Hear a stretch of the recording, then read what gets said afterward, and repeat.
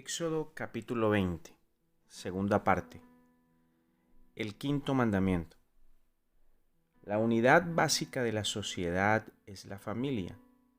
La familia tiene la función de proveer lo necesario para sus miembros y enseñarles cómo vivir en la sociedad. Por lo tanto, el mandamiento trata desde los menores hasta los ancianos de la familia. Los padres eran los representantes inmediatos del Señor para los niños, y la familia era la base para el cuidado social de los mayores de edad. El mandamiento comienza con la palabra honrando a los padres, es decir, dando peso o valor a ellos o prestándoles atención a ellos.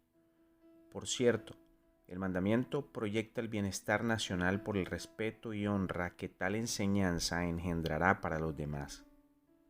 Trágicamente, cuando se ignora este mandamiento, se derrumba la estructura social y también podemos ver elementos notables en este mandamiento. Número 1. Da igual valor político a la madre como al padre. Esto lo distingue radicalmente de otras culturas de la época que negaban los derechos femeninos. Número 2. El mandamiento estaba dirigido originalmente a los mayores de la comunidad. En una época de descuido de los ancianos, el mandamiento les daba seguridad y además reconoce el valor de los padres para la sociedad. Número 3. Es el único mandamiento que promete una recompensa explícita por cumplirlo. Debido al concepto de que el individuo era un representante de la nación, probablemente la promesa de prolongar la vida sobre la tierra fue hecha a la nación. Número 4. Jesús condenó a los fariseos por una piedad externa que invalidaba el espíritu o propósito del mandamiento de cuidar a los padres. El sexto mandamiento. Cada participante era responsable por el bienestar de los demás en la comunidad. Los otros miembros del pacto también tenían sus derechos inalienables. Consecuentemente, cada persona tenía el derecho inherente de vivir. Israel creía que la vida era don de Dios y nadie debía quitarla premeditadamente. La vida era sagrada y únicamente Dios tenía el derecho de determinar entre la vida y la muerte. El hombre no debía usurpar la prerrogativa de Dios. A pesar de la naturaleza sagrada de la vida, la prohibición no excluye todos los casos de quitarla. El Antiguo Testamento indica la pena de muerte por agravios civiles y religiosos, y bajo ciertas circunstancias se mira favorablemente a la guerra. Lamentablemente, en el mundo egoísta es necesario guardar el orden público y los derechos de la sociedad. Sin embargo, el sexto mandamiento quita el asunto de la vida o la muerte de una decisión individual y la deja en manos de la comunidad organizada. El verbo asesinar indica generalmente un homicidio premeditado, y hay una distinción entre este y un homicidio impremeditado. El mandamiento enseña la naturaleza sagrada de la vida y que nadie tiene el derecho de quitar la vida dada por Dios. Jesús lleva el mandamiento a un nivel superior. Las emociones desordenadas son la raíz de los asesinatos. Jesús enseña el valor de la vida, las limitaciones de la venganza, el peligro del odio y lo positivo del amor y el perdón. El séptimo mandamiento. No cometerás adulterio. Este mandamiento reconoce el derecho de cada pareja de mantener la santidad de su matrimonio. Desde la creación, la Biblia enseña que el ideal de Dios en la unión matrimonial es la monogamia o la unión en la familia de un hombre y una mujer.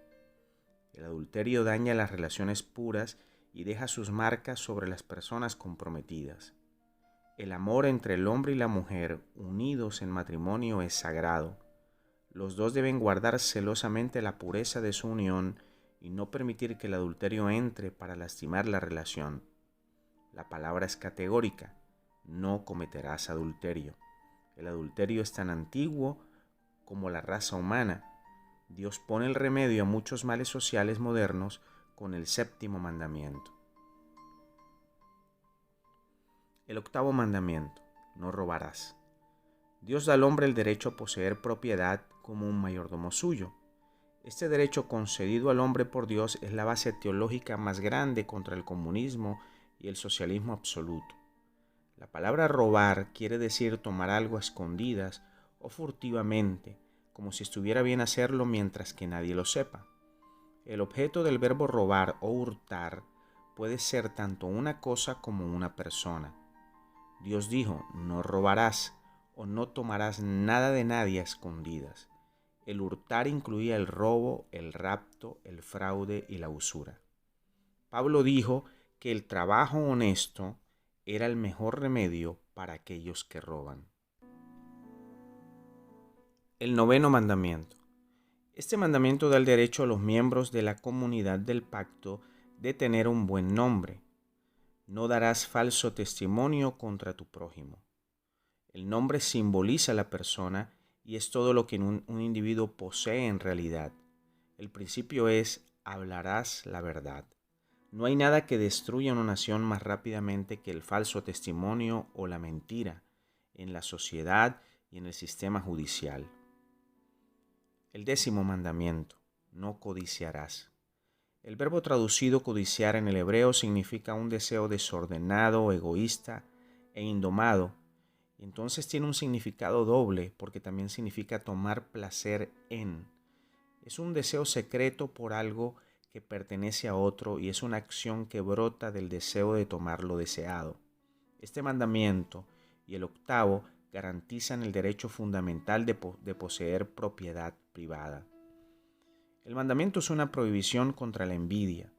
El miembro de la comunidad no debe codiciar la familia del prójimo, ni su propiedad, ni cosa alguna de él. Todo lo que tiene el otro es don de Dios, y el codiciar lo de su prójimo es despreciar lo que él tiene.